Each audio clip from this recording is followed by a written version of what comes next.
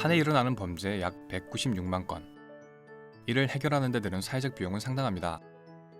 모름지기 문제를 해결하기 위해선 돈이 필요합니다.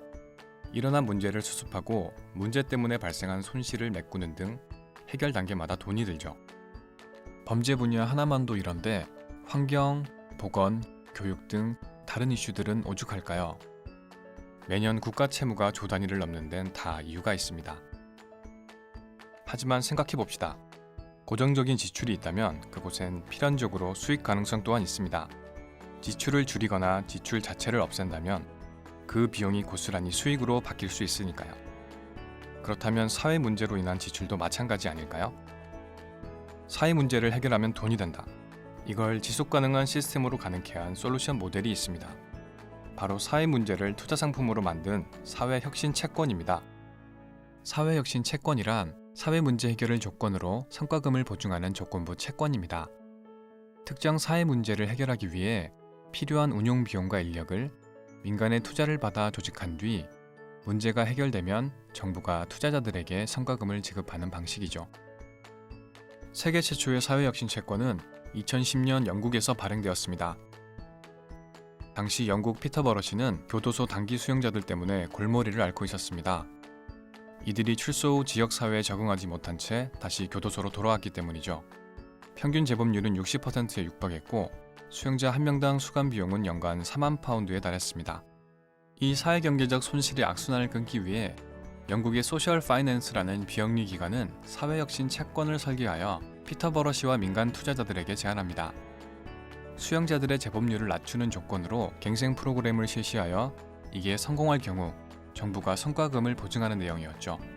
계약 기간은 총 6년, 약 17개의 민간재단이 이 채권 발행에 동의하여 투자금을 냈습니다. 2013년 실시된 중간평가에서 긍정적인 결과가 나왔습니다. 대상자들의 재범률이 11%나 감소한 것입니다. 영국 내 다른 재범률은 10% 상승할 동안의 말이죠.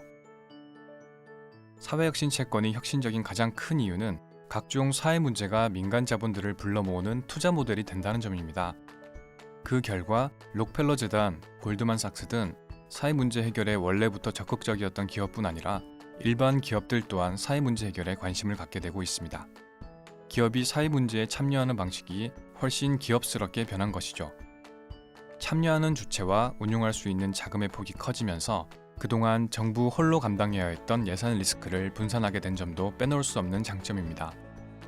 특히 증세 없이 복지 서비스를 제공할 수 있다는 점에서 민간 자본을 유치하기 용이한 사회혁신 채권의 도입을 정부는 적극 환영하고 있습니다. 물론 이 모델에도 단점은 있습니다. 너무 복잡하다는 겁니다.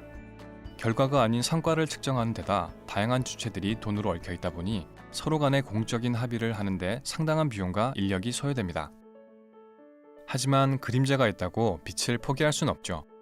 이미 미국, 이스라엘, 네덜란드 등 많은 나라에서 사회혁신 채권을 도입 중입니다. 우리나라에도 얼마 전 경계선 지능아동을 대상으로 한 첫 사업이 본격적인 실무 절차에 들어갔습니다. 이 사업이 성공적으로 이루어질 경우 노인 자살 예방 및 학교 밖 청소년 보호 프로그램 등 다양한 사회 문제들에 대한 채권 발행이 이어질 수 있습니다. 2016년 현재 한국의 사회 문제는 진화하고 있습니다. 하지만 문제가 진화하는 만큼 해결책도 진화합니다. 사회 문제를 해결하는 새로운 판, 사회혁신 채권 도입을 기대해봅니다.